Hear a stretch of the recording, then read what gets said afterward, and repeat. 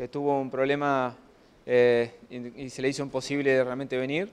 Y bueno, la doctora Andrea Mattiosi y Santiago van a dar esta conferencia que va a ser sobre semiología de la rodilla. ¿Sí? Uno de los temas, un tema muy lindo porque pasa desde lo anatómico y funcional de la rodilla a aprender a cómo se evalúa una rodilla e identificar posibles alteraciones en los diferentes componentes y estructuras que tiene esa articulación. Así que ya los dejo con Santiago, que va a ser un poco el que va a estar hablando sobre en lo que es el marco teórico de lo que es la semiología de rodilla, y la doctora, que está muy ducha en esto porque es lo que hace casi todo el tiempo en el área de medicina deportiva, va a estar ejecutando las técnicas. Bueno, buen provecho para todos. Espero que hayan comido liviano porque vieron que después del almuerzo siempre da un poquito de sueño, y más un día como hoy, que son actividades fundamentalmente teóricas, donde los docentes o los ponentes exponen y nosotros escuchamos, tomamos apuntes o nos dormimos, y mañana sí va a ser un poco más práctico, ¿sí? Vamos a meternos en este tema que es súper apasionante para todos quienes estamos en el área del deporte, para todos quienes estamos en el área de la rehabilitación y para todos quienes estamos en el área del ejercicio, ¿sí? Ya que patologías de rodillas se ve tanto en deportistas como en no deportistas, ¿sí? Es una de las articulaciones que más genera consultas a la hora de ir al médico, al fisioterapeuta, en fin,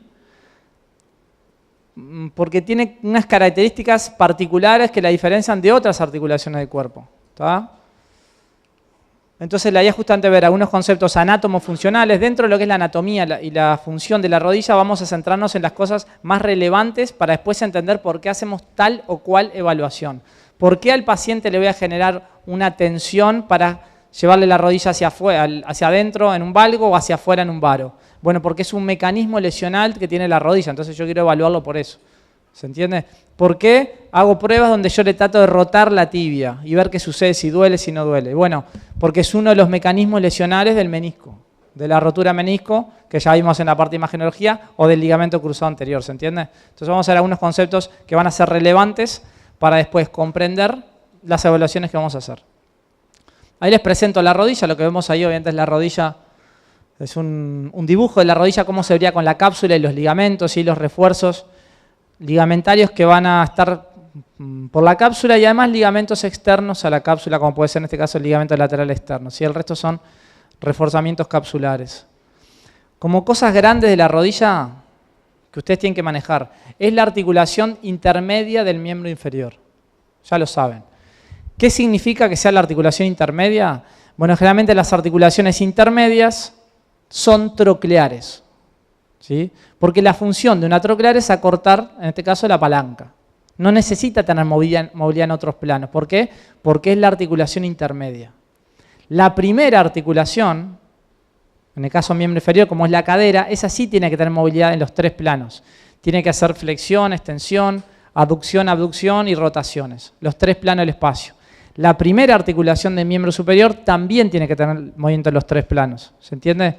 Y la segunda, como es el codo, como es la rodilla, tienen que tener menos movilidad. Porque no es funcional tener más movilidad en el codo o en la rodilla, ¿se entiende? Porque la función de ellos es acortar la palanca. Si miran el ejemplo de los dedos, la articulación de los dedos que más se mueve es la metacarpofalángica, que tiene dos planos. Las interfalángicas son articulaciones intermedias, solo necesitan un plano de movimiento, ¿se entiende? Este pequeño detalle hay que tenerlo en cuenta porque si el plano de movimiento es uno, que es el plano sagital, y los movimientos normales son la flexión y la extensión, todos aquellos movimientos fuera del plano normal, como puede ser el plano frontal, y ahí tenemos lo que es el varo y el valgo clásico, ¿sí? O el plano horizontal, y ahí tenemos lo que es la rotación interna, rotación externa, pueden llegar a ser nocivos y lesivos para la rodilla. ¿Se entiende? Porque es importante entender eso. La rodilla se mueve normalmente en un plano. Y todo lo que sea sacarlo de ese plano le va a generar en mayor o menor medida alguna alteración. En algunos casos es simplemente un pequeño esguince o un pequeño movimiento que me genera un dolor en la rodilla, y en otros casos genera la ruptura de otras estructuras, como puede ser el ligamento cruzado, meniscos y demás, ¿tá? La otra cosa que tengo que tener en cuenta importante es esto. La rodilla son dos articulaciones en uno. Fémoro-tibial y fémoro-patelar. Fémoro-tibial, fémoro-tibial, fémoro-tibial, fémoro-tibial y fémoro-patelar, o sea, entre el fémur y la rótula. Son como dos articulaciones dentro de la misma cápsula. Cuando yo estoy evaluando la rodilla, no me alcanza solo con hacer evaluaciones fémoro-patelares. Ver cómo está la rótula, moverle la rótula, apretársela, subírsela y bajársela y decir, bueno, listo, no tenés nada. Porque ahí estoy evaluando la fémoro-patelar y no estoy evaluando la fémoro-tibial. ¿Sí? Por el otro lado, si yo solo le hago las pruebas de los bostezos, que ahora los vamos a ver con la doctora, llevar la rodilla para un lado o para el otro, generar una palanca, o le hago una prueba de Lever, o le hago una prueba de Macintosh, ¿sí? Que estoy evaluando el compartimento fémoro-tibial, estoy olvidándome del fémoro-patelar. Entonces es como que estamos evaluando dos cosas. ¿Sí? Es igual que el hombro. Cuando van a evaluar hombro, evalúan escápula humeral y escápula torácica. ¿Sí? Además que son mucho más articulaciones obviamente en el hombro. Y la otra cosa súper importante que tienen que quedarse de la rodilla es que tiene la membrana sinovial más extensa y compleja del cuerpo. Por ende, la rodilla es la articulación más grande del cuerpo. Si tiene la membrana sinovial más grande y el tamaño y la articulación de las sinoviales se define por la membrana sinovial, la rodilla, al tener la membrana más grande, es la articulación más grande del cuerpo. ¿Queda claro eso? ¿Cuál es la función de la membrana sinovial? ¿Para qué tenemos nosotros a la membrana sinovial? Para que lubrique la articulación, para que la nutra. Lubrica la articulación, secreta líquido sinovial, listo. Y si yo tengo una membrana que es muy extensa, ¿va a secretar mucho o poco líquido sinovial? Mucho. Entonces no esperen que una persona que no está entrenada en estabilidad de las rodillas, como en la primera charla Álvaro nos comentaba, de que la rodilla es una articulación que necesita ser trabajada fundamentalmente en estabilidad. Si ustedes no trabajan la estabilidad de la rodilla, no esperen salir a correr y que no se le hinche la rodilla. Y claro que se les va a hinchar. Si es la articulación más, con la membrana más grande, que usted tiene una articulación inestable. ¿Sí? Entonces los trabajos de estabilidad de rodilla son prioritarios en todas las personas y fundamentalmente en aquellas personas que practican deporte. Y más si son deportes de impacto y más si son deportes que tienen cambios de dirección, donde ustedes van hacia un lado y tienen que pisar y salir hacia el otro lado. Entonces la rodilla se les generan momentos de fuerza hacia el varo, pero ustedes tienen que salir hacia el otro lado, ¿se entiende? Entonces, en aquellos deportes que la rodilla está más sometida a cargas y a fuerzas externas o internas, más debemos trabajar la estabilidad. ¿Sí? Esto es una tomografía, ¿verdad? Si la charla anterior me dejó algo, esto es una tomografía, ¿verdad? Bien, me están confirmando que es una tomografía. ¿Para qué se mandaba a hacer una tomografía? ¿Se acuerdan? ¿Qué queríamos ver? ¿Para qué quieren ver ustedes una tomografía de rodilla? Si ustedes sospechan que tiene un ligamento cruzado roto, ¿van a mandar una tomografía de rodilla? No. ¿Qué sospechan que mandan una tomografía y hacen todavía una reconstrucción tomográfica 3D? Exacto, tiene algo, un trazo de fractura, fisura, algo más bien óseo, seguramente. ¿Está? Si bien la tomografía sirve para las partes blandas, también en la rodilla generalmente se manda, mucho pasa en los miembros inferiores, como hablaba muy bien hoy, de que muchas fracturas no se ven con la radiografía simple, no se alcanzan a ver. ¿Sí? Y menos cuando hay dematización, hay mucho líquido, no se alcanzan a ver. Y que se ven perfectos a veces en una resonancia, en una tomografía, y en la radiografía no se veía nada. ¿Está? Esta es una rodilla derecha. ¿Sí? Recuerden, el peroné siempre está al lado afuera, entonces una rodilla derecha vista de frente. Articulación fémoro-tibial y fémoro-patelar. ¿Sí? Fémoro-tibial y fémoro-patelar. La fémoro-tibial es una bicondilia, son dos cóndilos uno al lado del otro, separados por las espinas, por la escotadura intercondilia acá, articulando con los platillos tibiales, separados por las espinas de la tibia. Es una articulación bicondilia, o sea, es como si fuera una condilia, pero doble. Por lo tanto, el resultado es que se mueve como una troclear. Se dice que la rodilla anatómicamente es una bicondilia y funcionalmente es una troclear. Lo habrán escuchado muchas veces eso. Y la articulación fémoro-patelar es una troclear. Es una troclear. Movimiento de la troclear acá, ascenso y descenso en este caso. Es una polea que se mueve sobre, una rótula que se mueve sobre la tróclea femoral. ¿Sí? Por eso cuando vayamos a dar las pruebas, ¿Qué es lo que estamos esperando cuando buscamos los movimientos de la rótula? ¿Tá? ¿Por qué ciertos movimientos laterales, lateromediales, fundamentalmente laterales, son nocivos para la rótula o para la rodilla? ¿Por qué se puede luxar, por ejemplo?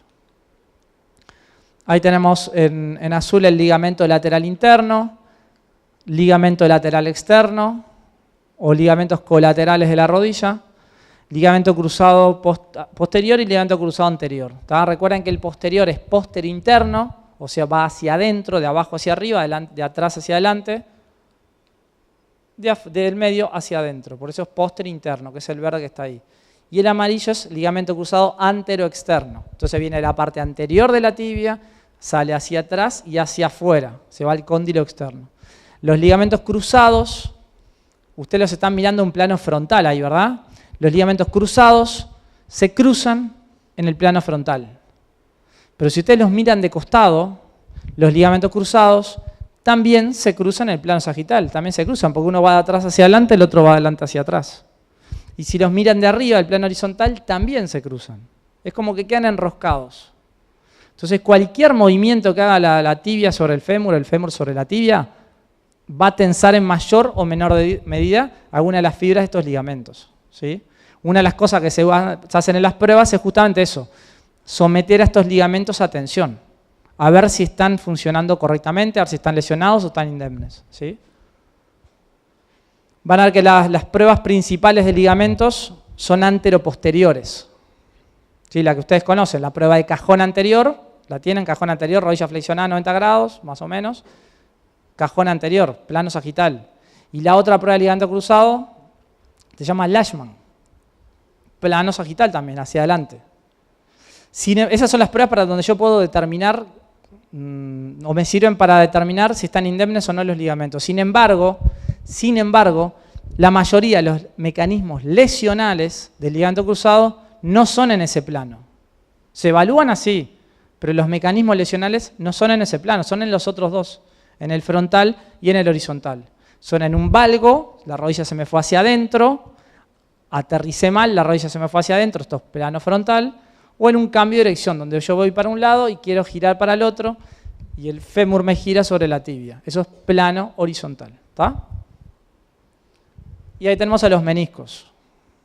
Otras estructuras que en la charla, la conferencia sobre diagnóstico paraclínico imagenológico se veía bien. ¿Sí? Generalmente sí, ahí se indican lo que son resonancias magnéticas para ver la integridad de los meniscos o obviamente las pruebas clínicas que vamos a hacer después. La función de los meniscos, ¿saben cuál es? Antiguamente, en una bibliografía, y antiguamente se decía que eran para amortiguar, que estaban hechos para amortiguar. Y si estuvieran para amortiguar, realmente tendrían que ser más parecidos a un disco intervertebral. Tendrían que ser más parecidos a un disco intervertebral, o sea, rellenos, para poder amortiguar, y no son así. Son como triangulitos. Lo que hacen los meniscos es esto, es rellenar este espacio. Rellenan este espacio. ¿Lo ven ahí? Entonces, ¿qué pasa? Las cargas se reparten. No hay tanta carga en el centro como si no estuvieran los meniscos y hace que las cargas se repartan. Eso es ni más ni menos que hacer que esta superficie y esta superficie articulen de una manera más correcta. Les aumenta la congruencia a las superficies articulares. Hace que una superficie sea igual pero opuesta a la otra. Eso es la congruencia. Si ustedes miran a estas dos, miran a esta y a esta, estas dos superficies articulares son iguales. Miren, la curva que tiene son iguales una y otra. Si ustedes colocan dos superficies articulares iguales, articular, es muy poco congruente. Porque ustedes necesitan que la superficie de abajo, esta, no sea igual que la de arriba, no, sea complementaria a la de arriba, es como si fuera esto, precisan que sea así. Eso es la congruencia. ¿Tá? Por eso es importante la evaluación clínica, evaluar también cómo están los meniscos. Tener un menisco lesionado, antiguamente hasta no hace tanto se sacaba el menisco. Menisco roto se saca. Hoy en día se trata de reparar, sacarle la parte que está mal, pero mantener en la medida que se pueda el menisco. ¿Por qué? Porque si yo le saco un menisco acá, y bueno, va a haber una rápida artrosis, porque las cargas quedan totalmente alteradas. ¿Sí? La repartición de las cargas. Esto muestra cómo es la irrigación del menisco, no viene al caso. Sepan que son estructuras que prácticamente no están irrigadas. Solo el tercio externo está bordado por la arteria media de la rodilla, pero básicamente el menisco está muy poco irrigado, poco y nada irrigado. Si ustedes tienen algo que no les llega sangre, es algo que no se va a reparar. Lo que se les rompa el menisco lo van a tener roto. ¿Está? Alteraciones biomecánicas frecuentes que son muchas veces causantes de las lesiones de rodilla, tanto lesiones agudas como lesiones crónicas. ¿Está? Alteraciones posturales, valgo dinámico, inestabilidad funcional, son varias. Vamos a detenernos en un par. Porque la idea de esto es entender por qué es malo tener un valgo de rodilla. No, por esto, esto y esto. ¿Y cómo evalúo eso? Lo evalúo así. ¿Y qué puedo hacerle para eso? Tengo que hacerle este ejercicio. ¿Está? No solo ver por qué las pruebas o por qué hay que hacer tal o cual cosa. Las alteraciones posturales de la rodilla en dos planos, sagital y frontal. En el plano sagital es cuando ustedes me observan de costado. Son dos alteraciones posturales clásicas. Una es que las rodillas se me vayan hacia atrás. ¿Vieron a esa persona que las rodillas se le van hacia atrás? ¿Sí? Eso se llama genus rodilla recurvatum. Quiere decir que la rodilla hace una curva hacia atrás. Y hay otras personas que les pasa al revés, que les queda así. Y eso se llama genus flexo, rodillas en flexo. ¿Sí? Si ustedes tienen un recurvatum, una persona que se para y las rodillas se le hiperextiendan, las estructuras que más se ven sometidas a tensión son los ligamentos, porque el tope de la extensión de la rodilla es ligamentario. Lo que topea esto son los ligamentos, no es la rótula, no es choque óseo, no es como el codo. ¿Sí? Es un tope articular, pero no es óseo, es ligamentario. Es un tope firme. ¿Queda claro eso? Y si ustedes tienen las rodillas que están en hiperextensión, créanme que el ligamento lo están todo el tiempo estirando o tensando. Él no va a cumplir las funciones que tiene que cumplir cuando lo vayan a necesitar en serio en un cambio de dirección, en un frenado, una aceleración, en un aterrizaje. Así que a esas personas hay que trabajarlas. ¿Sí? Si yo tengo lo contrario, el flexo, estoy acá porque tengo acortamientos isquiotibiales, porque tengo acortamientos gemelos, en general las rodillas en flexo. Si ustedes tienen las rodillas en flexo, ¿quién es el que me está sosteniendo acá?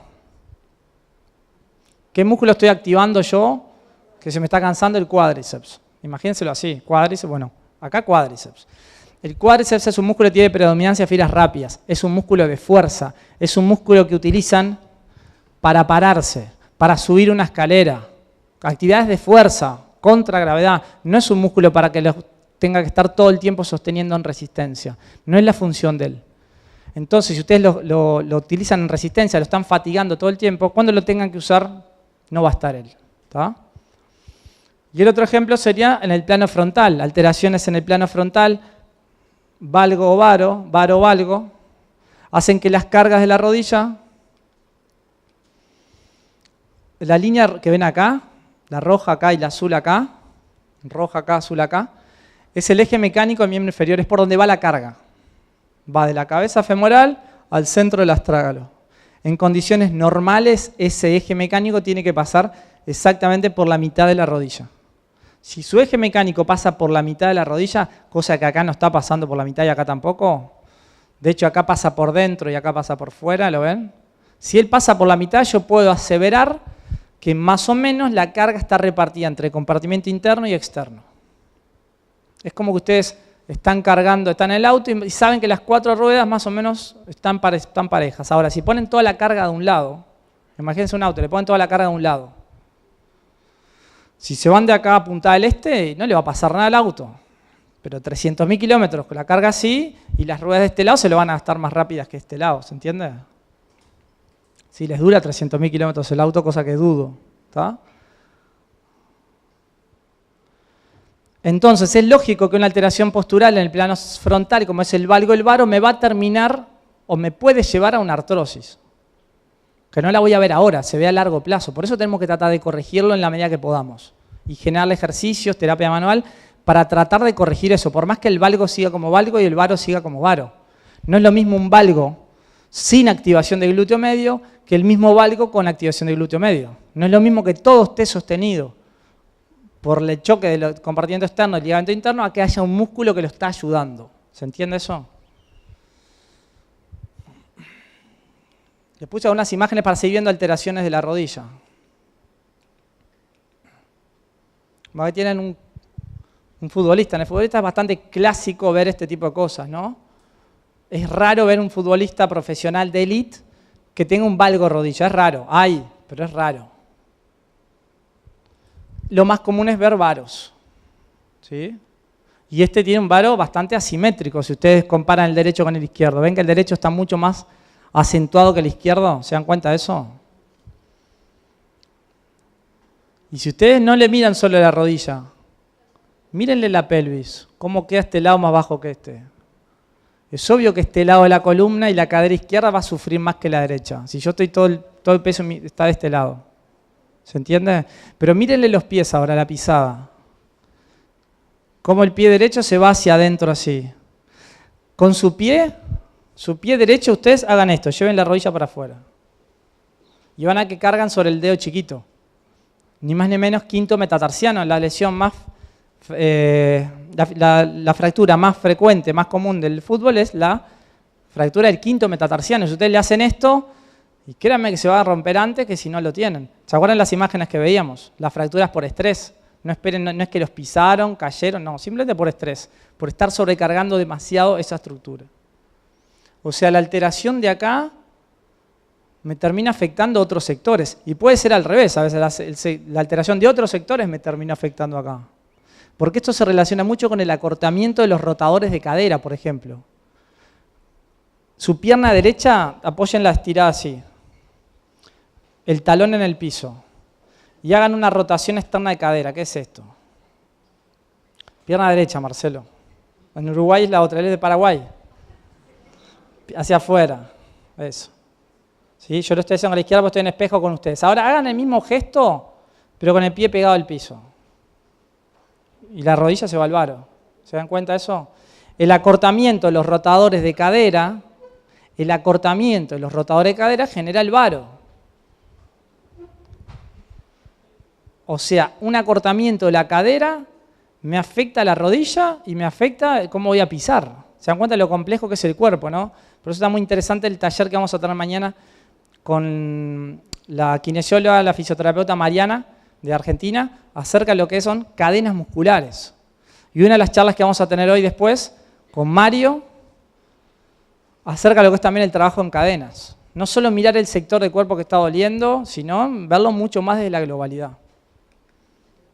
Valgo dinámico, ¿sí? Es uno de los mecanismos lesionales que tenemos en la rodilla. Valgo dinámico, ¿lo ven? En esta situación, él no le pasó nada, no se lesionó en esa jugada.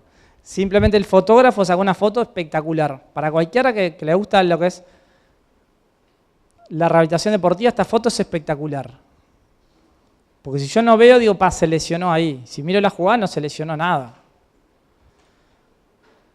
Simplemente la situación lo llevó a eso, pero su glúteo lo controló de manera excéntrica y cuando tuvo que volver, volvió. No es lo mismo que esto suceda sin activación muscular que con activación muscular. Si los músculos acá se le activan, toda la carga no va a estar sostenida por el lado interno de la rodilla y comprimida por el lado externo, ¿se entiende? Por eso es importante el trabajo de activación. Por eso es importante el trabajo de estabilidad de rodilla, como hablamos en la primera charla. Y otra cosa muy importante que tenemos que tener en cuenta es esto. La rótula es una estructura que tiende a elevarse. La rótula es una estructura que tiende a elevarse. ¿Por qué? Por el acortamiento recto anterior de cuádriceps, por varios elementos más. Y una rótula elevada hace que esta flecha azul cambie el ángulo. Miren el ángulo acá que bajo que es y acá que alto que es, este ángulo. La rótula me cambia el ángulo de inserción. Cuanto más baja la rótula, más ángulo. Cuanto más arriba la rótula, más elevada, menos ángulo. Por ende, una rótula elevada, esto grábenselo, una rótula elevada, como tienen la mayoría de las personas que le duele la rodilla, no se resuelve fortaleciendo el cuádriceps, y menos con el isométrico cuádriceps que le mandó el médico. Una rótula elevada se resuelve descendiéndole la rótula, con terapia manual, liberación miofascial, elongación muscular, elasticidad, plasticidad, de recto anterior de cuádriceps, tibial anterior, ¿se entiende eso? Y después sí le fortalezco el cuádriceps. Pero es muy importante eso, que la rótula pueda moverse libremente, ahora lo vamos a ver, y esté lo más abajo posible. La evaluación paraclínica ya lo vimos. Nos indica ciertas lesiones agudas que puede tener la rodilla. Las evaluaciones funcionales nos indican cómo está funcionando la rodilla. Esta es una evaluación funcional que es un test de squat unipodal clásico. Test de squat unipodal. 3 deportistas, amateur, elite y elite profesional. Ninguno de los 3 trabaja estabilidad de rodilla, ninguno de los 3 tiene estabilidad de rodilla. No esperen tener estabilidad de rodilla si no trabajan la estabilidad de rodilla. No esperen tener fuerza si no entrenan la fuerza. ¿Se entiende? Eso se tiene que trabajar. Y el entrenamiento complementario es fundamental para eso. ¿Sí? Este es un poquito más exigente. Es una prueba de aterrizaje. Esto es plano sagital. Simplemente caer hacia adelante. Desde una altura. Obviamente es más complejo este que el anterior. Comparen la izquierda y la derecha. La izquierda controla y la derecha no controle. Mírenle la pelvis. Si la pelvis se mantiene o no. La pelvis tiene que quedar horizontal. Más o menos queda horizontal y miren cuando cae con la derecha cómo la pelvis contralateral cae. ¿Sí? Inestabilidad funcional de la rodilla. Mecanismo lesional. Acá. El pie para un lado, la rodilla para el otro. La rodilla es una troclear, no debe tener rotación.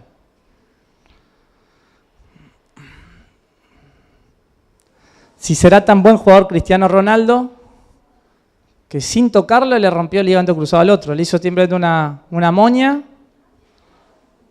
y lo sacó del partido y del campeonato. Evaluaciones de articulaciones colindantes. Evaluación de cadera y de tobillo es fundamental. Evaluación de cadera y de tobillo es fundamental para poder abordar la rodilla. Y ahora sí nos metemos en lo que son las clásicas evaluacionnes de rodilla y para eso le pido a la doctora que nos acompañe y a Marcelo, que lo tenemos por ahí. Marcelo viajó de ayer de Asunción, ¿sí? Vía Chile, llegó ayer a Montevideo, viene al Congreso, hoy las charlas, mañana los talleres, almorzó con nosotros. Eso fue lo más divertido el fin de semana, Marcelo vas a ver.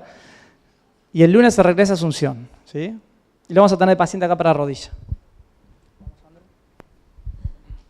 Para eso lo que vamos a hacer son, con la doctora, que tiene mucho más técnica que yo, obviamente. Ahí está bien, ¿no?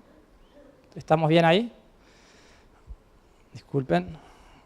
Nos va a ayudar a hacer las evaluaciones, ¿está? Le pedimos que se descalce.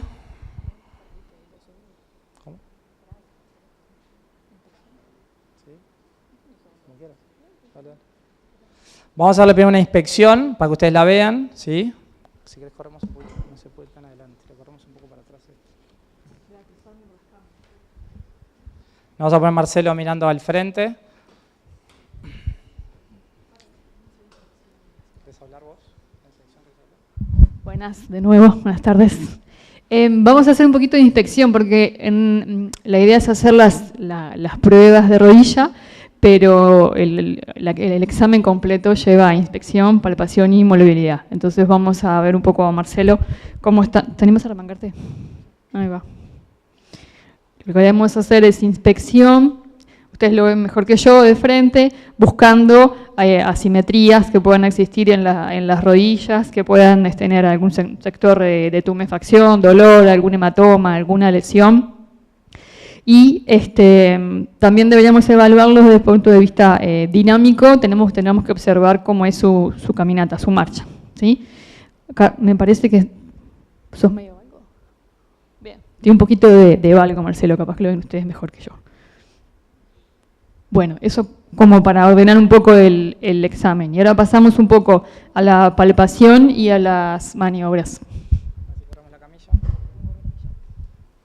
Recuerden siempre, para completar la evaluación, lo que decía Andrea. Más para acá, ahí, vos lo haces de este lado. Observación, inspección, palpación, evaluación postural, plano sagital y plano frontal, o sea, vista anterior y vista lateral de los dos lados. Después tenemos que hacer un poco de Bien, gracias. Un poco de movilidad activa que le hace él. Hacemos flexión de rodilla. Flexiona la rodilla nomás, Marcelo. Y la otra. Y ahí lo que hacemos, comparamos que las dos rodillas tengan una flexibilidad bastante similar. Esperamos que sean todos iguales porque no tenemos lesiones previas, ¿no? Lesiones previas no tenemos. Bien, bien. Y ahora nomás estirarlas. Bien. Y vamos a lo que sería un poco la parte de palpación. Podemos dividir la rodilla en 3 sectores, un sector medio, donde podemos evaluar rótula y tendones, como decía Santi, tendón rotuliano y tendón cuadricipital, y después los 2 sectores externos, los 2 compartimentos externo e interno de rodilla. Entonces, la palpación la tenemos que hacer siempre bilateral, deja flojo, y lo que vamos a hacer es, como que queremos, se me fue. Bueno, comprimimos los 2 sectores de los sacos rotulianos, buscando ver si hay derrame o algo, y lo que hacemos es comprimir así. Imagínense ustedes, esta es la articulación que secreta más líquido, la más grande. Ustedes lo que tratan de hacer es apretar la articulación, que todo el líquido se junte, y ahí lo que hizo Andrea justamente es exprimir el líquido y apretar la rótula. Si hay mucho líquido, la rótula va a tener líquido abajo, entonces va a rebotar. Va a ser una especie de chapoteo y me indica que tiene realmente un derrame sinovial, o sea, líquido en la articulación. Él no tiene. Y después podemos evaluar de nuevo la rótula, haciendo un poco de movilidad, que es la maniobra de cepillo que tenemos, ¿no? ¿Sí? Donde lo que hacemos es palpar la rótula, aplicar un poquito de presión y generar este movimiento. Lo que buscamos es que la rótula se deslice sobre la trocle femoral. Y eso no debería ni doler ni tener nada que lo limite. Tiene que desplazarse solo. Y lo tenemos que hacer las 2. Si recuerden eso siempre, comparar. La medida es la otra rodilla, no es la rodilla de otra persona. No es comparar a esta con otra persona, no, es siempre con la otra rodilla. Y después podemos palpar los tendones rotulianos y cuadricepital. Buscamos polo inferior de rótula y palpamos tendón. En esa misma línea podemos palpar el polo inferior de la rótula y la inserción distal del tendón rotuliano en la tuberosidad tibial anterior. Y después, para palpar un poco el tendón cuadricipital, van al borde superior de la rótula, lo buscan ahí y le piden que haga una contracción, aprieta acá, y ahí lo palpan, se palpan bien, afloja. Bien. Cuando hay lesiones tendinosas, estas maniobras generan dolor. Acá no tenemos dolor. ¿Qué más? Bien.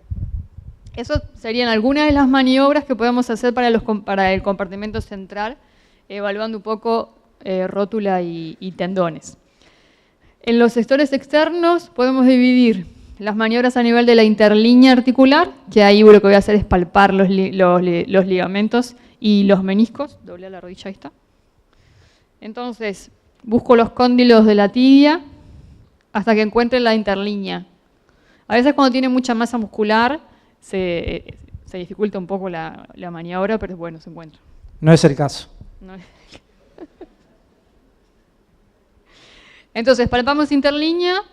En este sector también palpamos meniscos. Buscamos y palpamos meniscos hacia los 2 lados.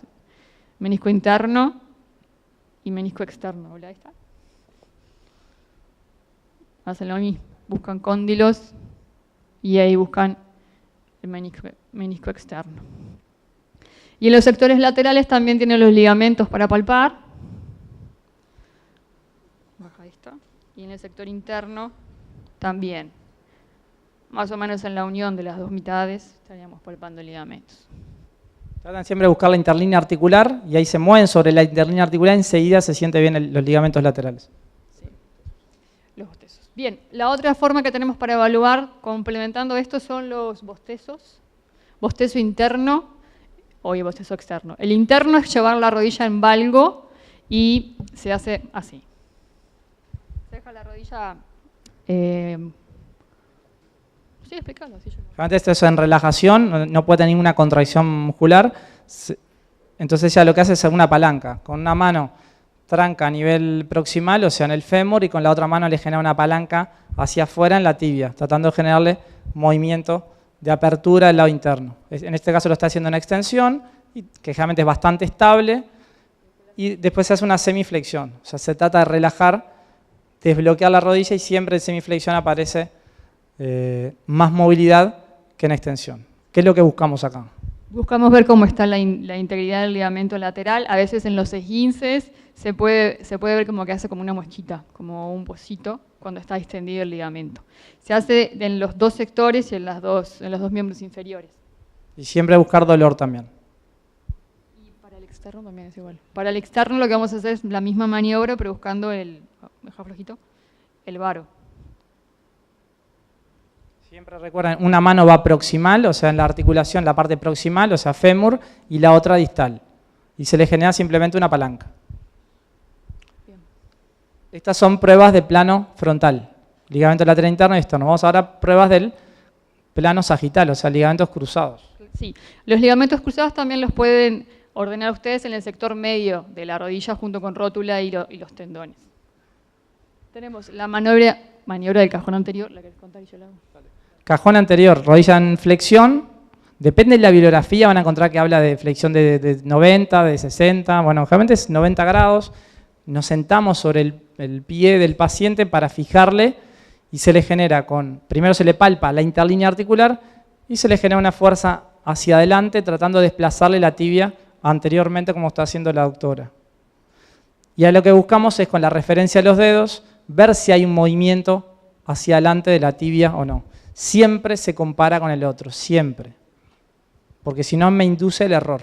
Si una persona es laxa me va a inducir que tiene el ligamento roto y cuando le evalúo al otro me doy cuenta que realmente es así la persona. Cajón anterior. Si hay alguna lesión, la tibia viene mucho más hacia adelante, ¿sí?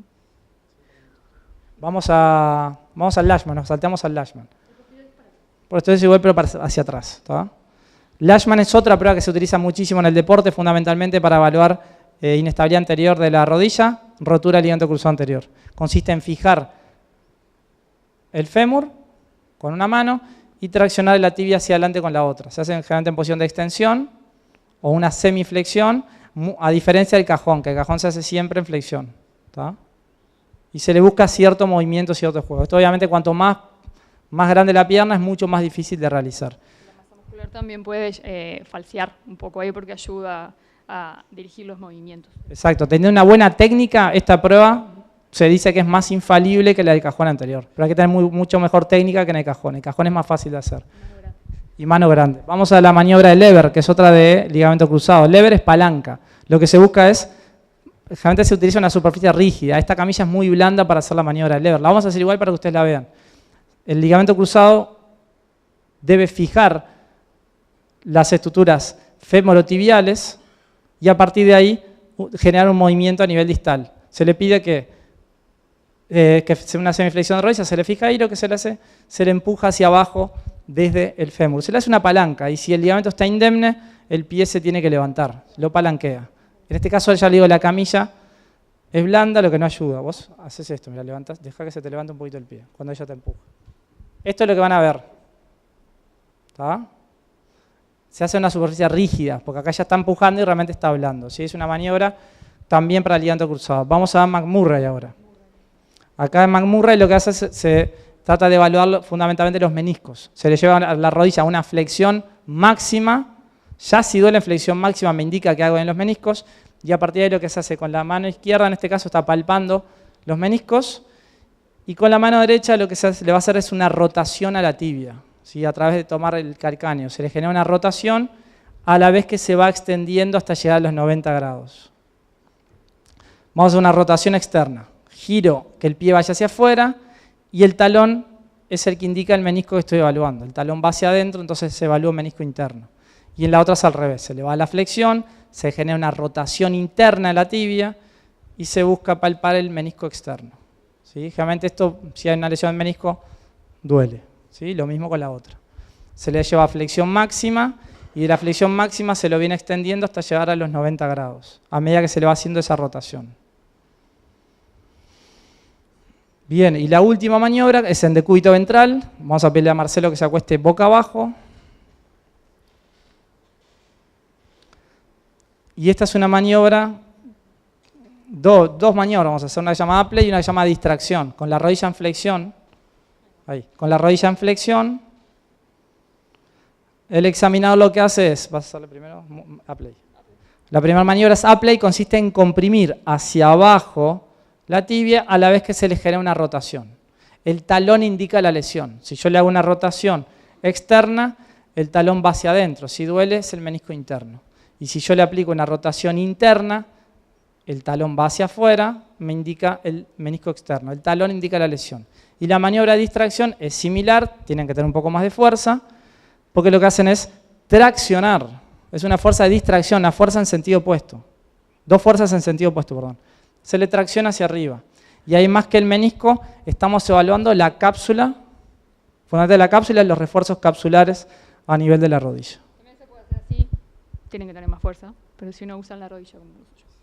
Hay que darse maña, si bien hay técnicas de cómo se deben utilizar las manos y demás, generalmente cada uno, de acuerdo a la práctica, va encontrando situaciones que le resultan más favorables, más desfavorables, y se va inventando sus propias técnicas teniendo en cuenta los diferentes elementos. ¿Sí?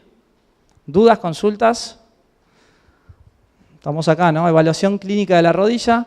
Vamos a seguir con la siguiente conferencia de prevención de caídas en adultos mayores. Le pido un fuerte aplauso para Marcelo, que vino desde Paraguay. Y le damos la bienvenida a Mariana Bertolotti.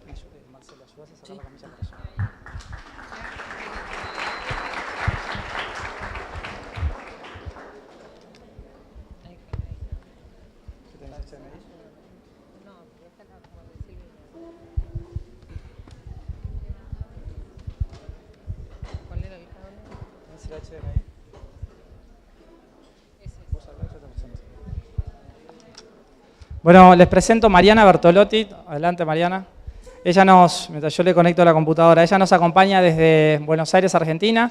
Ella es licenciada en Kinesiología y Fisiatría, el equivalente a fisioterapeuta acá, y además es profesora nacional de Educación Física. Tuvimos también la oportunidad de conocerla hace varios años.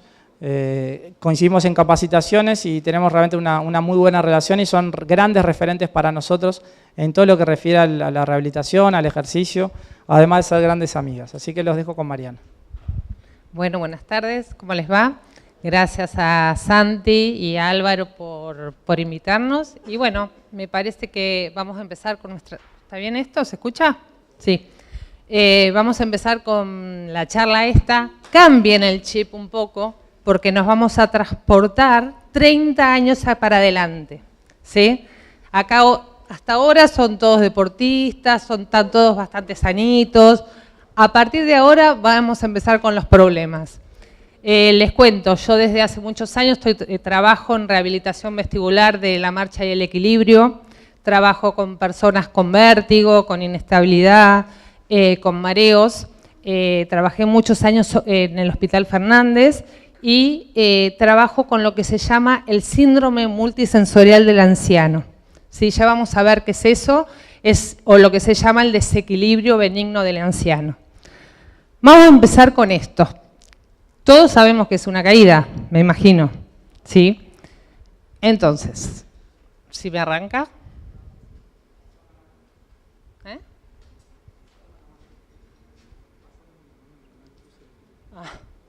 No me ayuda. ¿Sí? Paso con el dedo. Dale. Muy bien. Primero, ¿tienen idea ustedes? Hoy la expectativa de vida acá en Uruguay, en la Argentina, es de un 82%.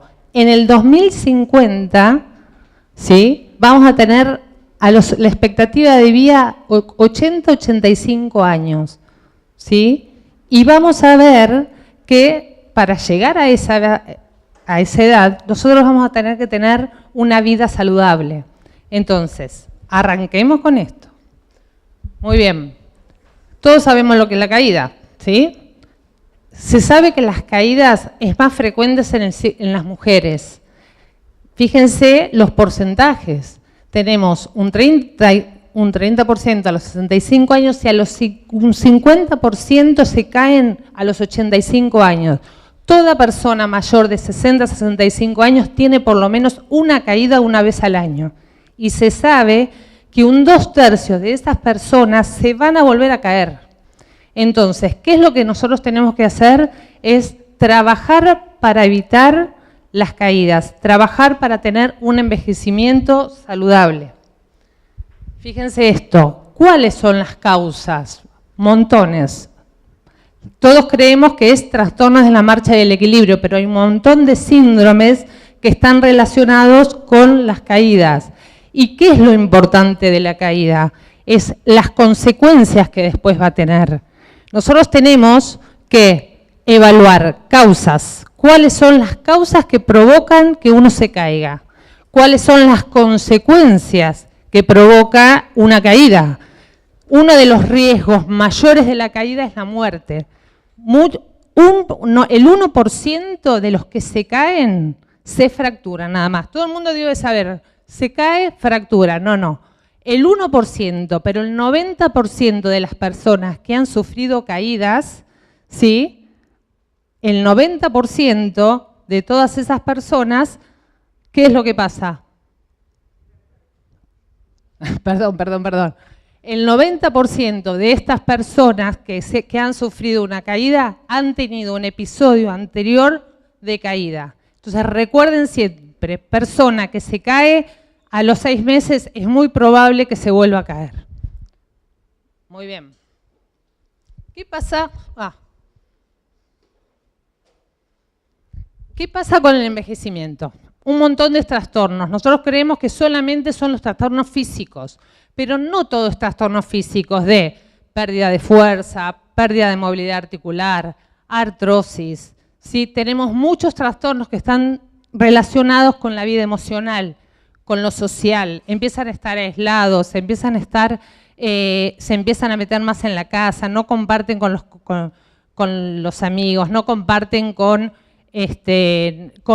la familia, se empiezan a aislar de la familia.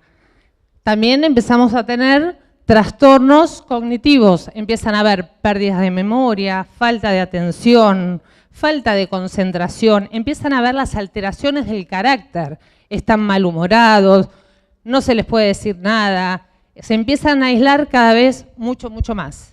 Sí. Muy bien.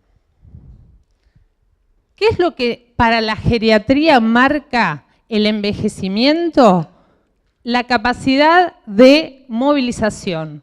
Persona que se mueve, que lleva una vida activa, es persona que va a tener una buena calidad de vida. El que es independiente, que puede desenvolverse y hacer las actividades de la vida diaria por sus propios medios. Persona que no se mueve porque ha tenido una hospitalización, porque ha tenido una enfermedad de tipo crónica. Esos pacientes son pacientes de alto riesgo y es lo que nosotros tenemos que trabajar y los tenemos que atender. La geriatría va a dividir al paciente entre anciano saludable o adulto mayor saludable y el paciente geriátrico. Entre esa brecha, entre ese medio hay un montón de pacientes, de acuerdo a la patología que tengan, de acuerdo a los factores de riesgo que tengan, de acuerdo a si tienen alguna patología de base.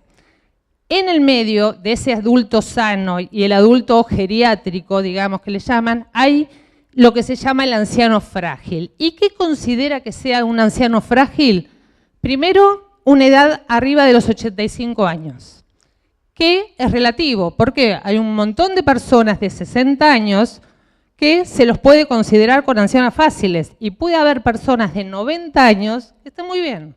Entonces, relativo. ¿Qué otra cosa? Pluripatología. ¿Qué quiere decir? Más de 3 enfermedades, enfermedades respiratorias, enfermedades cardíacas, enfermedades neurológicas, la polimedicación. La polimedicación es uno de los factores que más podemos cambiar. Se dice que más de 4 remedios es riesgo de caída. ¿Por qué? Por la cantidad de efectos adversos que tienen. Generalmente las medicaciones tienen remedio para la hipertensión, remedio para el colesterol, remedio porque está deprimido, remedio porque le duelen las rodillas, montón de medicación. Es más, ustedes los ven y tienen todo el blister lunes, martes, miércoles, sábado y domingo, toda la semana. Entonces, ¿qué es lo que hay que ver? Manejar el tema de la medicación. Efectos adversos, vértigo, mareo, inestabilidad, somnolencia. ¿Qué pasa? Riesgo de caída. Bien, 1 o más síntomas geriátricos. ¿A qué le llaman los síntomas geriátricos? Inmovilidad, incontinencia, inestabilidad y los impedimentos mentales. Caídas 3 o más, habíamos dicho, ya les dije, que más de una caída implica que a los 6 meses vuelva a tener otra caída. Déficits sensoriales, temas de audición, alteraciones de la visión, todo eso me imagino que todos tendrán padres, abuelos, tíos, pacientes, alumnos de mayor de 60 a 65 años, todos lo sabemos. Deterioro cognitivo. Más allá de las enfermedades neurológicas clásicas, Alzheimer, algunas que vienen con demencia, empiezan a tener estas pérdidas de memoria. Muy bien. Depresión. ¿Por qué la depresión? Porque empiezan a hacerse y a darse cuenta del deterioro. Empiezan a darse cuenta que ya no pueden hacer lo que hacían antes, que los amigos se les mueren, que se les murió la compañera. Entonces, todo eso, y fundamentalmente, es cuando ellos se empiezan a dar cuenta que ya no pueden hacer todo lo que ellos hacían. Y lamentablemente, chicos, nos va a pasar a todos. Algún día, tarde o temprano, nos va a pasar. Depresión, lo que les acabo de decir, y la dependencia en las actividades de la vida diaria. ¿Qué es lo que hacemos con esto? Hay que evitarlo. Yo tengo que evitar de que el paciente, que mi alumno, llegue a ese periodo de fragilidad. Demorar ese pase del tiempo. ¿Y cómo lo hacemos? Previniendo. Acá lo que habíamos hablado, que para la medicina o para todas las ciencias de la salud, los grandes gigantes de la geriatría son inestabilidad, inmovilidad, la incontinencia y los impedimentos mentales. Acá, ¿qué le agrego yo? La falla multisensorial, que ahora la vamos a ver, alteraciones de la nutrición y los trastornos de la marcha. Y acá viene lo que realmente nos tiene que importar a nosotros. Trastornos de la marcha. En el adulto mayor, ¿con qué viene asociado? Inestabilidad. ¿Estamos todos de acuerdo? Empezó con problemas de marcha, tiene problemas de inestabilidad. Pérdida de movilidad. ¿Sí? Las articulaciones cada vez están más rígidas, procesos artrósicos, debilidad muscular, viene todo asociado. Síndrome de inmovilidad. Ustedes saben que el síndrome de inmovilidad implica que ustedes, que tienen menos capacidad para hacer actividad física, que van a hacer actividad física y empiezan con disnea, empiezan con aumento de la frecuencia cardíaca, empiezan con aumentos de la tensión arterial, y empiezan con alteraciones del equilibrio. ¿Por qué? Porque pierden las reacciones de equilibrio. Todo eso es un problema bastante importante y que nosotros tenemos que tratar de resolver. Vamos a hablar de inestabilidad. El equilibrio. ¿Cómo está formado el equilibrio? ¿Por qué estamos equilibrados? Tenemos 3 sistemas que manejan el equilibrio. La vista, el aparato vestibular y la propiocepción. De propiocepción todos saben, ¿estamos de acuerdo? De la vista, los neurólogos dicen que el 80% del equilibrio es la vista. ¿Y qué nos queda? El sistema vestibular. El sistema vestibular, ¿qué es? Es aquel que nos permite realizar movimientos compensatorios con los ojos, con la cabeza, con el tronco o con los miembros. ¿Para qué? Para que no nos desequilibremos. Entonces, vamos a hablar de lo que se llama el reflejo vestíbulo-espinal. ¿Qué hace el reflejo vestíbulo-espinal? Que cuando nosotros giramos la cabeza, yo miro un punto fijo, yo lo miro a él, giro la cabeza y los ojos se van al lado contrario. ¿Sí? Miren a un compañero, le miran la nariz y mirando un punto fijo, roto la cabeza derecha e izquierda. Busquen a un compañero, dale. gira la cabeza, van a ver que hay un movimiento automático de los ojos en dirección contraria a donde estamos, ¿sí? Giro la cabeza, no sé si me ven. Eso lo que hace es que nosotros no nos variemos. En la rehabilitación vestibular y ustedes dentro del trabajo que van a hacer, es que ustedes trabajen los reflejos vestibuloculares. ¿Por qué? La falla del reflejo vestibulocular, ¿qué es lo que hace? Que uno se desestabilice, que no puede estabilizar la mirada, que uno pierda el equilibrio, vea borroso, y eso que es riesgo de caídas. Por otro lado, ¿qué es lo que vamos a tener? El reflejo vestíbulo-espinal. ¿Qué va a hacer el reflejo vestíbulo-espinal? Que cuando yo inclino la cabeza para un lado, ¿qué pasa? Háganlo, párense, vamos, están muy quietos. Estoy parado. ¿Estamos?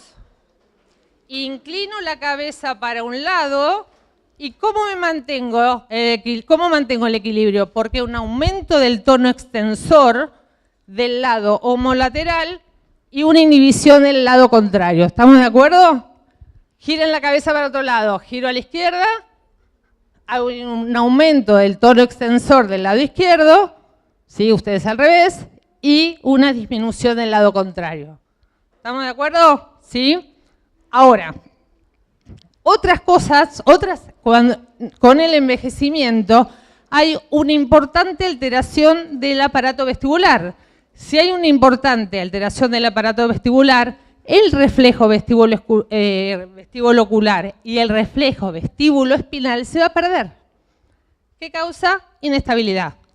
Otra de las causas o otra de las cosas que vamos perdiendo de reacciones de equilibrio son las estrategias de tobillo y cadera. ¿Todos qué hacen? ¿Cómo trabajan ustedes el equilibrio? Díganme. ¿Cómo lo trabajan? ¿Cómo trabajan el equilibrio? ¿Cómo quieren entrenar el equilibrio? Superficies inestables, ¿estamos de acuerdo?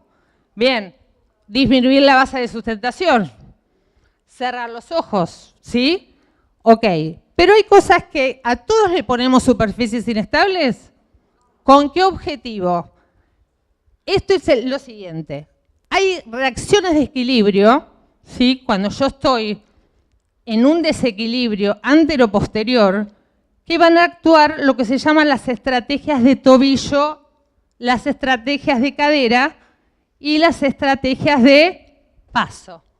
Cuando yo tengo un desequilibrio antero-posterior, lo primero que reacciona son las estrategias de tobillo, que son de distal a proximal. Si yo me voy para adelante, ¿quién se activa? ¿Quién me frena? ¿Quién se está contrayendo? ¿Quién? Gemelos. ¿Qué más? Háganlo, parece. Vamos, arriba. Ah, están muy quietos, vamos. Me voy para adelante. Me voy para adelante. ¿Quién se activa? Tibiales. Otra vez, va, vuelvan para atrás. Voy para adelante. ¿Quién se activa? Cuando voy para adelante, los primeros que se activan son los gemelos, después los isquios y después los paravertebrales. Si no, yo me voy para adelante, chicos. Cuando voy para atrás, se activan los tibiales, se activan los cuádriceps y se activan los abdominales. Esa es la estrategia de paso, ¿sí? Lo que me permite el equilibrio antero-posterior o el que me permite el equilibrio latero-lateral. Todo a partir de la tibiotarsiana. Bien, cuando aumenta el desequilibrio o estoy en una superficie inestable, las que actúan son las estrategias de cadera. ¿Y qué es la estrategia de cadera? Es que cuando yo me voy para adelante, no se activa el tobillo, se activan ¿qué? Los abdominales, ¿sí? Y después se activan los cuádriceps. Y cuando me voy para atrás, se me activa ¿qué? Los paravertebrales y después los isquios. En las estrategias de cadera sí se hacen en superficies inestables o se hacen con un mayor desequilibrio. Pero ¿qué pasa? ¿Qué es lo que le pasa al adulto mayor? Primero, pérdida de movilidad de tobillo por debilidad muscular y por la pérdida de movilidad de tobillo, ¿sí? Propio de la artrosis. En un deportista que tiene inestabilidad, que está jugando en la cancha y se cae, tengo que ir a ver el tobillo. También tengo que ir a ver glúteo medio y tensor de la fascia lata. Pero vayan a ver los tobillos. La falta de estrategia de tobillo es lo que provoca la inestabilidad. Muy bien. Voy a tener también, dijimos, trastornos de la marcha. Los trastornos de la marcha no son exclusivos del envejecimiento. Muchos de los problemas neurológicos traen aparejados pérdidas de equilibrio, ¿sí? ¿Qué pasa con el envejecimiento? No nos vamos a meter en alteraciones neurológicas. Todos deben saber que la enfermedad de Parkinson tiene muchas alteraciones del equilibrio, que ellos corren detrás de su centro de gravedad, ¿sí? Que la marcha del hemipléjico tiene un patrón de flexión, aducción y rotación interna. Eso alguna vez, si ustedes se detienen a ver un paciente neurológico, van a ver este tipo de alteraciones. Pero vamos a nuestro adulto mayor. ¿Qué es lo que vemos, tanto en el hombre como en la mujer? Habíamos dicho que el mayor porcentaje de caídas se daban en las mujeres, debido a trastornos de la marcha. ¿Qué es lo que tenemos? ¿Cómo empiezan a caminar los viejitos? Voy hacia adelante, pasos más cortos, ¿sí? Menor velocidad y la pérdida de los movimientos automáticos. Si ustedes ven a la gente mayor caminar, no mueven los brazos. Cuando yo camino, yo debo hacer un movimiento automático de los brazos. Estos movimientos automáticos se van perdiendo. Entonces, ¿qué es lo que yo tengo que trabajar? El movimiento automático de los brazos. ¿Ok? Muy bien. Seguimos. ¿Qué pasa a nivel alteraciones fisiológicas, digamos, con el envejecimiento? Osteoporosis. ¿Por qué se cae? ¿Por qué se fracturan? Habíamos dicho antes que solo el 1% se fracturaba, pero muchas veces se caen porque se fracturaron antes, ¿sí? Osteoporosis, sarcopenia. ¿Qué es la sarcopenia? ¿Alguno sabe? Pérdida de masa muscular. ¿Por qué? ¿Por qué generalmente se produce la sarcopenia? ¿Por qué? Por la quietud. Ok. ¿Qué más? Por la falta de ingesta de proteínas. La falta de ingesta de proteínas más la inmovilidad provoca la pérdida de masa muscular. ¿Y qué pasa en la fisiología de este músculo? Por un lado, en las fibras blancas disminuye la cantidad y por el otro, en las fibras rojas, las fibras musculares disminuye la cantidad y se empiezan a ver infiltrados de grasa, ¿sí? Y de tejido conectivo y disminuye la cantidad de capilares en ese músculo. ¿Qué es lo que implica debilidad muscular y atrofia muscular? Algunos autores dicen que la disminución del diámetro de la pantorrilla asociado a la dificultad de mantenerse sobre un pie es un riesgo muy importante de caídas. Otras de las causas o alteraciones que se dan y que provocan debilidad muscular, por un lado es la postura. ¿Qué es lo que pasa con la postura? ¿Cómo es la postura del viejo? ¿Qué es lo que se provoca? Una cifosis dorsal. ¿Por qué? Porque a nivel columna, la osteoporosis asociado al desgaste de los cartílagos articulares provoca el acuñamiento vertebral. Ese acuñamiento vertebral va a hacer que empiezan a ser como microfracturas. ¿Cuál es la de la postura? Cifótica. Esa cifosis, ¿qué es lo que va a hacer con mi centro de gravedad? Que se vaya para adelante. Me voy para adelante, caída. ¿Sí? Por otro lado, vamos a tener alteraciones a nivel del rango de movilidad articular. Por lo general, desuso, alteraciones de osteoartritis, alteraciones de los cartílagos, ¿sí? ¿Dónde se provocan, o los que más nos tienen que preocupar en el tema de caídas, es en el miembro inferior? ¿Qué pasa con la cadera? ¿Cómo está el anciano o el adulto mayor durante todo el día, sentado. ¿Qué pasa cuando estoy sentado todo el tiempo? ¿Quiénes se acortan? El psoas, está corto. Debilidad de glúteos. ¿Sí? ¿Qué movimiento voy a perder fundamentalmente? ¿Qué movimiento pierde? La extensión de la cadera. ¿Debilidad de qué? Glúteo medio, extensor de la fascia lata. En la rodilla, ¿qué es lo que pasa? Además de la artrosis, tienen inestabilidad. Pero, ¿qué es lo que pasa? ¿Qué es lo que no pueden hacer con esa rodilla? ¿Cómo? La extensión. No pueden extender. Su patrón, me achico de acá, lo vamos a ver en cadenas musculares, me achico, antepulsión de la pelvis, retroversión de la pelvis, flexo de rodilla. ¿Cómo camina? Ahí. ¿Sí? Los hombres, cuando caminan, abren la base de sustentación. ¿Ven que también son medio monos caminando? En cambio, las mujeres, ¿qué? Pasos chiquititos. Yo les pido que cuando hoy se vayan de acá, empiecen a mirar a todos los viejos. Porque algún día vamos a estar ahí. Entonces, miremos, y además por lo que les dije, 25% de la población, que más no se los dije, estaba ahí, el 25% de la población en el 2050 van a ser gente mayor de 60 años. Seguimos. Disminución de fuerza de la pelvis. Ya lo dijimos, glúteo medio, ¿sí? Extensores de cadera. Y debilidad en los músculos, en los miembros inferiores. ¿Por qué la debilidad? ¿Dónde se da la sarcopenia fundamentalmente? En los músculos antigravitatorios. Se va a dar en el cuádriceps, se va a dar en los extensores de cadera y se va a dar en los flexores plantares y dorsales de tobillo. Muy bien. ¿Y ahora qué hacemos? Hasta ahora, todo el envejecimiento. Todo esto nos va a pasar en algunos más o menos. ¿Qué hacemos? Primero, evaluar las causas. Si yo no conozco las causas, no las voy a poder modificar. No voy a saber qué hacer. ¿Sí? Si no, hacemos protocolos. Entonces, de acuerdo a la debilidad o a la causa que haya, yo voy a ir a tener las herramientas. Evalúo causas, evalúo riesgos, que vuelva a caerse. Les dije, una caída implica que se vuelva a caer en 6 meses.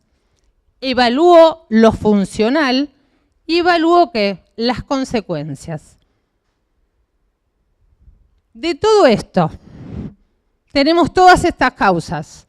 ¿Cuáles ustedes consideran que nosotros podemos trabajar y modificar? Conocer toda la teoría no me sirve. ¿Qué hago? Patología de base asociada, neurológica, respiratoria, cardíaca, ¿podemos hacer algo? Nosotros, profes, kinesiólogos, ¿podemos hacer algo? No, listo, que se encargue el médico. Artrosis avanzada, ¿puedo hacer algo? ¿Puedo hacer algo? Sí, obvio que sí. Está avanzada, lo ayudará el médico con algo de medicación, pero la movilidad se la tiene que dar el profe, se la tiene que dar el kinesiólogo. Depresión, el miedo a caerse, es muy común, sobre todo en las mujeres, que se caen y no salen a la calle por miedo a caerse. ¿Cómo soluciono eso? Vamos a caminar. Vamos que te llevo, vamos que te acompaño. Fundamental. Hipotensión ortostática, se encarga el médico. Deterioro cognitivo, gerontólogo. Deterioros visuales, ¿qué hace? Todos los años tiene que ir al médico, chicos. Tiene que ir a regular sus anteojos. Equilibrio y marcha. Sí, ahí estamos nosotros. Ahí está el profe, ahí estamos los kinesiólogos.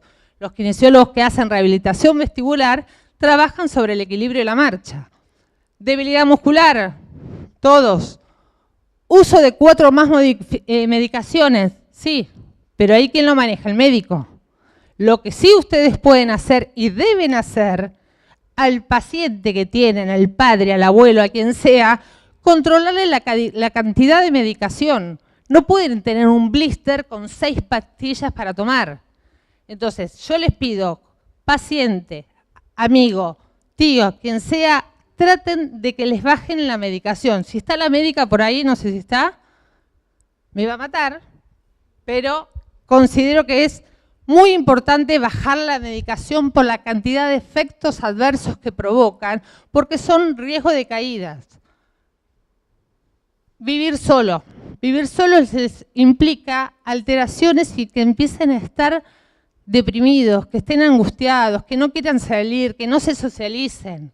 Entonces, si tengo mi abuelo y que a veces nosotros no le damos bola, porque es una realidad, estamos metidos enfrascados en nuestras cosas y no le damos bolilla a los abuelos, vayan a visitarlo, estén, compartan, sáquenlo a pasear, sáquenlo a hacer cosas, que vaya a hacer actividades, que vaya al centro de jubilados.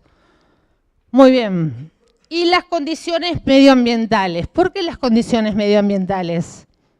Porque son las cosas que nosotros podemos manejar, que podemos modificar. ¿Sí? Barandas en las escaleras. ¿Sí? ¿Qué más? Alfombras, que se saquen, siempre estar en casa con pantuflas. Las pantuflas se van al piso, chicos. En casa, los adultos mayores que tienen riesgo de caída no pueden estar con pantuflas. Siempre zapatillas o zapatos cerrados. Pero viven, ¿quién tiene un abuelo, un padre, quien sea en la casa y vive con pantuflas? La mayoría. Entonces, sáquenle las pantuflas, se los pido por favor. Bien, no se asusten acá. Simple. Esto es un artículo de investigación. No es tanta cosa, es mucho nombre, pero es simple, que evaluó los riesgos de caída. Es un poco más de lo mismo. En este artículo de revisión se descubrió, o ellos analizaron, que las caídas es una consecuencia y es muy frecuente en el adulto mayor. Entonces, ¿qué es lo que se tiene que hacer? Primero, como dijimos, evaluar los riesgos. Ellos, en su análisis, descubrieron que las principales causas de caída eran la debilidad muscular, lo mismo que les estoy contando, los problemas de equilibrio y marcha, la osteoporosis, las alteraciones de visión, ¿sí? La polifarmacia, la discapacidad cognitiva y los síncopes. ¿Saben lo que es el síncope? El síncope es una caída abrupta de presión que hacen que se caigan al suelo, ¿sí? Con pérdida de conciencia. Y es bastante común. Lo que ellos dicen con esto es que todo paciente mayor de 60 años, una vez por año, tiene que ir al médico. ¿Sí? ¿Para qué? Para que evalúe caídas, para que pregunte sobre caídas y para que pregunte sobre cambios en la movilidad. ¿Y qué estrategias adoptar? Primero, todo lo que tiene que ver con polifarmacia, síncope, visión, osteoporosis y discapacidad cognitiva, ir al médico en forma seguida, ¿sí? Control. Todos aquellos que tienen debilidad muscular y problemas de equilibrio y de marcha, trabajo multidisciplinario. Profe de educación física, una actividad prolongada, regular, 2 o 3 veces por semana. Kinesiología, en lo que es no solo rehabilitación de la marcha, sino un trabajo de acondicionamiento general y, por supuesto, su visita al médico. Muy bien. ¿Qué pasa? ¿Qué hacemos nosotros? ¿Qué es lo que tenemos que evaluar? Fuerza, todos lo sabemos. Equilibrio y marcha. ¿Qué es lo que tenemos que ver a la valoración? Cuando viene un paciente o cuando viene un alumno, los pies. Como Álvaro habló, tenemos que trabajar la movilidad del tobillo, tenemos que trabajar la movilidad de las articulaciones intrínsecas de los pies. Tenemos que ver las deformidades, ¿sí? El dedo en garra, dedo en martillo, todo ese tipo de cosas pueden provocar alteraciones de la marcha. ¿Qué tengo que evaluar? Flexores plantares, simple. Todos saben cómo podemos evaluar. Le pido al paciente que se quede en un pie y que haga 5 veces, que no lo puedo hacer y menos con tacos, flexo extensión de tobillo, ¿sí? Si lo puede hacer, no hay debilidad muscular. Aductores de cadera, ¿cómo puedo hacer? Se agarran una silla y le pido la abducción de la cadera y que aguante 5 segundos en la posición. ¿Cómo puedo llegar a evaluar extensores de cadera? Decúbito ventral, que levante la pierna sin activar paravertebrales y que mantenga la posición 5 segundos. perdón, que haga entre 5 y 10 repeticiones. Muy bien, seguimos. ¿Qué estrategias tengo que hacer yo o qué tengo que evaluar? Algunos autores, como yo les dije, hablaron que la debilidad muscular era de las principales causas de caída. Si tiene debilidad muscular, va a tener alteraciones y rigidez articular. ¿Qué es lo que va a tener? Alteraciones de cabeza y cuello. ¿Qué me llevaba a la alteración de cabeza y cuello? ¿Sí? La antepulsión de cabeza y cuello. Me lleva otra vez el centro de gravedad hacia adelante. Muy bien. En la cadera, ¿qué teníamos que les hablé antes? La estrategia de cadera. La pérdida de estrategia de cadera provoca desequilibrio. Muy bien. En miembros superiores, la falta de movilidad de columna dorsal, como dijo Silvina, me va a alterar la movilidad del hombro. Y por otro lado, en el tobillo, la alteración de las estrategias de tobillo me va a provocar alteraciones en la marcha y en el equilibrio y alteraciones de ¿qué? ¿Qué más? Caídas. Entonces, cuando yo evalúo a un paciente, evalúo columna cervical y torácica por la postura.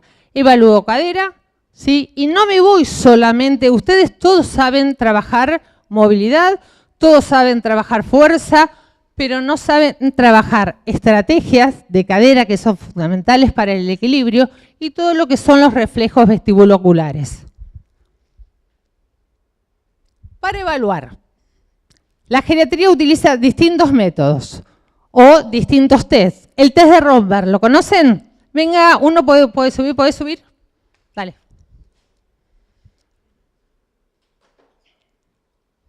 El test de Romberg evalúa el sistema vestibular y el sistema propioceptivo. ¿Qué es lo que vamos a hacer? Le pido, esto es muy pavo, les va a parecer re simple, sin embargo el adulto mayor no lo puede hacer. Le voy a pedir que junte los pies, que mire hacia adelante, que cierre los ojos y se tiene que mantener 30 segundos en esa posición.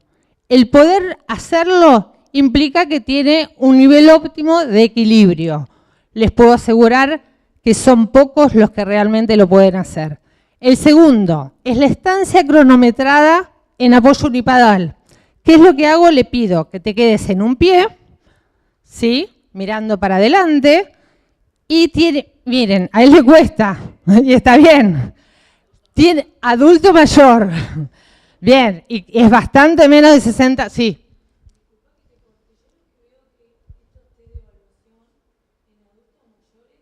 ¿No los haces? Bueno, bien, es verdad, es totalmente verdad. ¿Qué es lo que yo hago? Primero, si ustedes están en grupo, no los pueden hacer estos test. Lo que ustedes pueden hacer es, al paciente que tiene dificultad o inestabilidad, estar cerca y que trabajen en los rincones. Persona mayor con inestabilidad, porque en grupo es muy difícil. Yo trabajo desde la consulta y estoy sola.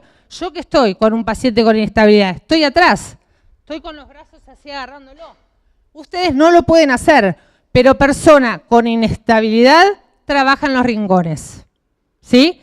Trabaja al lado de una pared. No lo podés dejar solo porque se cae.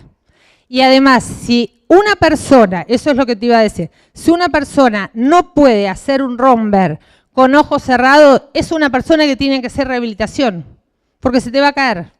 O vos corres el riesgo que se caiga y él corre el riesgo de que se caiga, ¿sí? Entonces, yo estoy hablando de todos los riesgos altos de caída. No quiere decir que ustedes vayan, el que es profe, no puede estar con un grupo de 20 personas y una persona con riesgo de caída, porque se va a caer y el problema lo van a tener ustedes. ¿Está claro? Entonces, apoyo unipodal, otra vez. ¿Qué es lo que evalúo acá?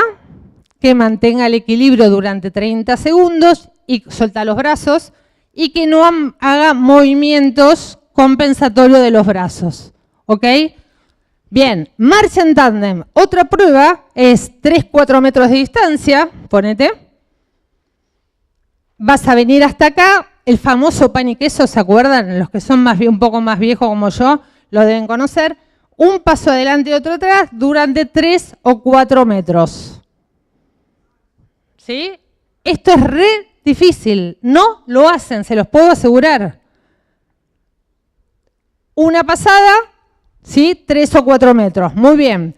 La escala de Tinetti no me voy a poner porque es un test de marcha y que sepan que existe. Evalúa la marcha y evalúa el equilibrio. Y el tag. El tag, ¿qué es lo que se hace? Lo vamos a hacer rápido porque no tenemos mucho tiempo, ¿no? Santi, ¿me podés dar una silla? Rápido.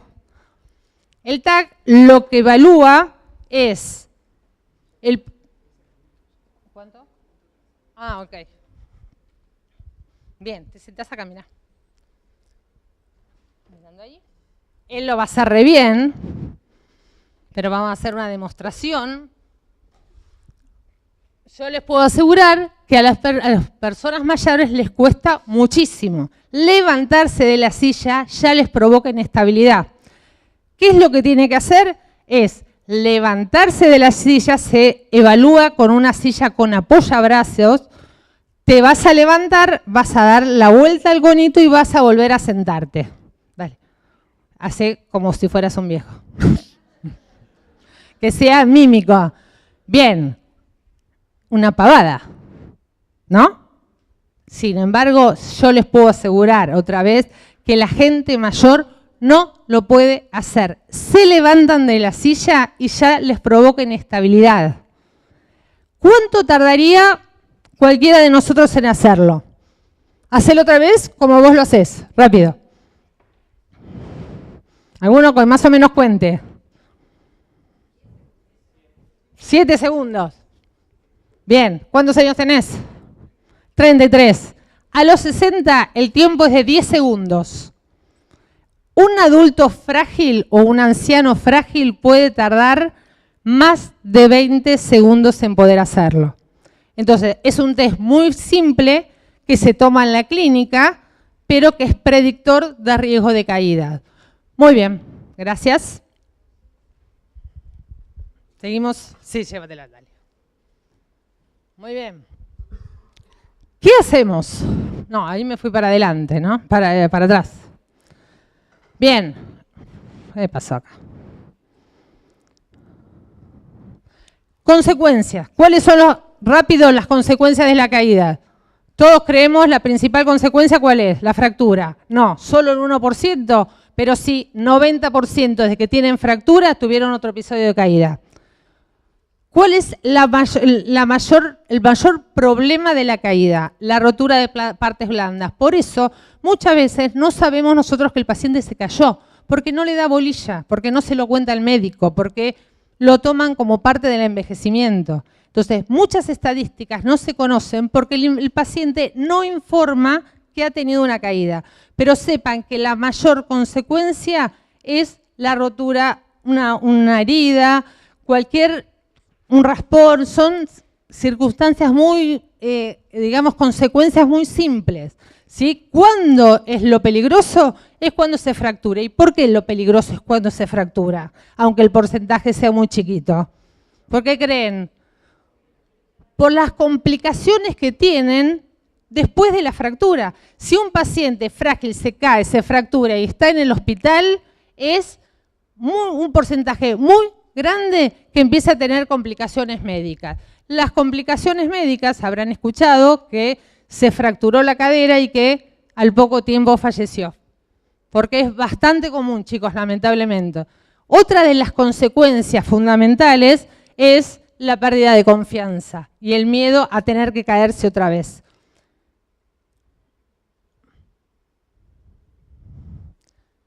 ¿Por qué voy para atrás? ¿Qué hacemos ante todo esto?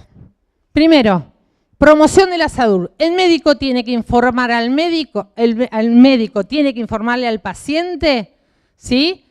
La importancia del ejercicio físico. Nosotros lo que tenemos que hacer es ejercicio físico con los pacientes.